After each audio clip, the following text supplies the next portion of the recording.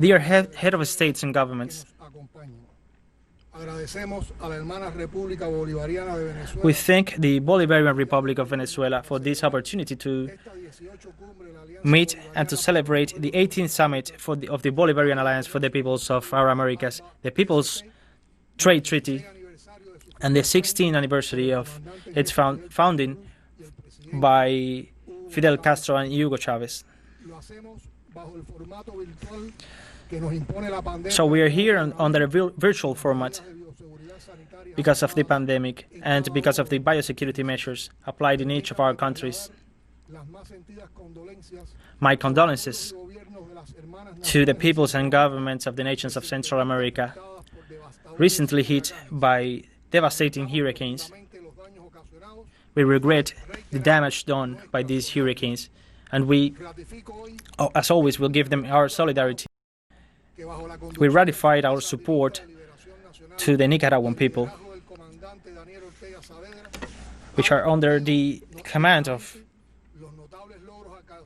the Nicaraguan president, which have achieved several goals despite of the threats and interventions by the United States.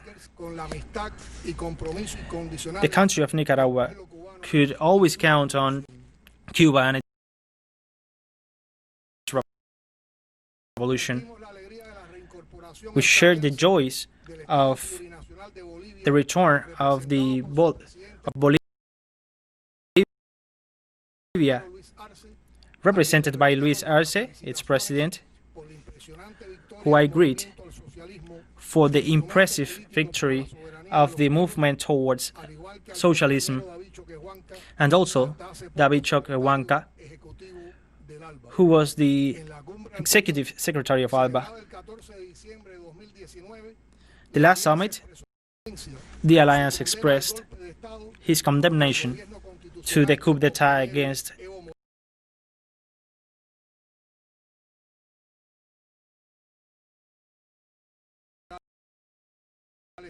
Evo Morales, which was part of the strategy of the United States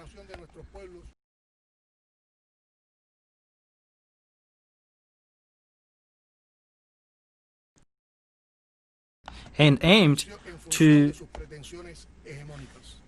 violate our peoples. Once again, the Bolivarian people have made history to rebuild a just society and a human society. That same people greet the return to his country, Evo Morales, and the undisputable victory of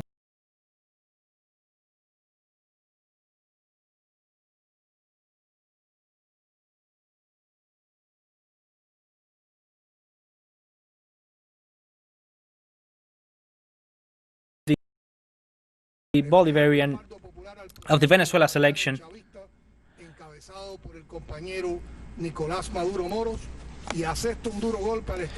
is a big hit to the strategy of the United States and to the international strategy against Venezuela. We ratified in this summit our support to the Bolivarian Revolution of Venezuela, which is also defended by the people of Venezuela. And we also give an opportunity to give our support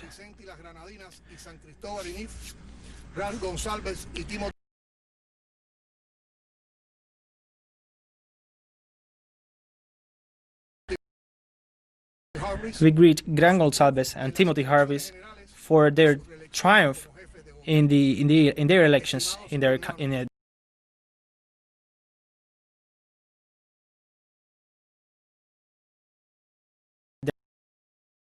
countries. Brothers, we have lived a very complex year. The pandemic of the COVID-19 have forced us to create adaptation mechanisms to a new reality, which imposes several challenges to our health systems and economic systems, which actually need new visions. It is a moment of a profound crisis in which we need more global cooperation.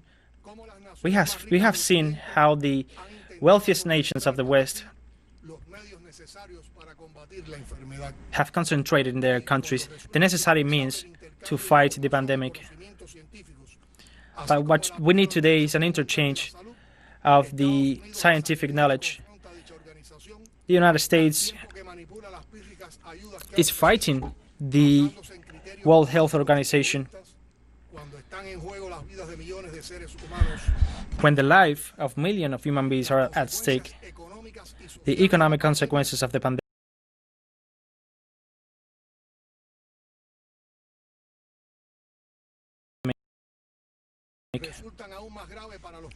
are resulting even worse for the developing countries, for their limited capacity of resources to face the pandemic.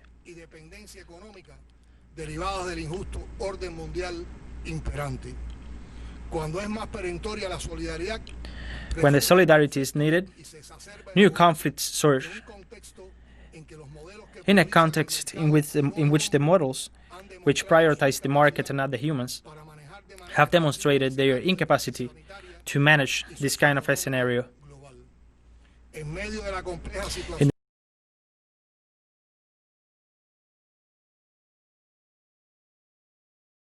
the midst of the complex international situation due to the pandemic, and despite the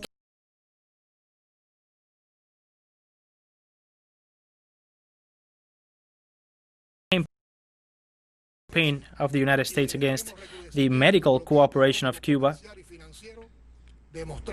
we demonstrate once more that internationalism and collaboration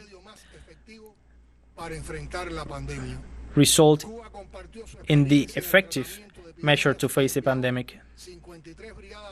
Cuba sent 53 medical brigades to over 90 countries to fight the pandemic, with over 3,000 professionals who have saved thousands of lives. And they follow Martí's words that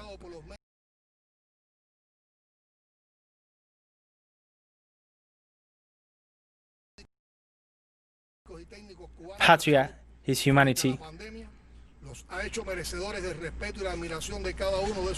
The Cuban doctors have been subject of the greetings of the people. Cuba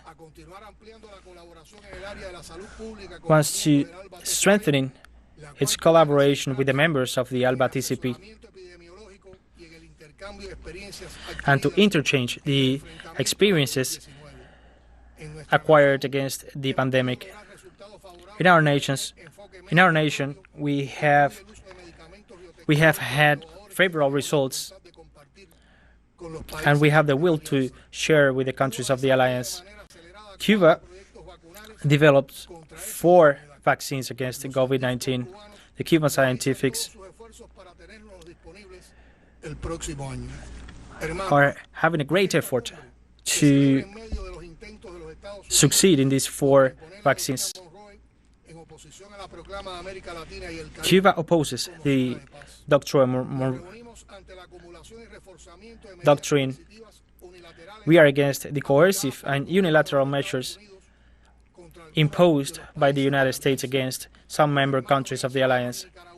The Venezuelan and Nicaraguan brothers have suffered the cruelties of several measures imposed to suffocate these nations and to create an instability climate inside these nations. Cuba and its socialist revolution,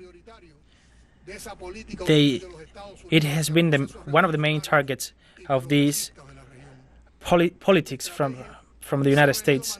This strategy of the United States have violated the sovereignty of Cuba, and at the same time, imperialism supported and Cuban sectors supported by the United States seek to promote instability in Cuba after mediatic shows and subversive acts in our territory. It is not new that the current government of the United States support terrorist acts, sabotage acts from its territory.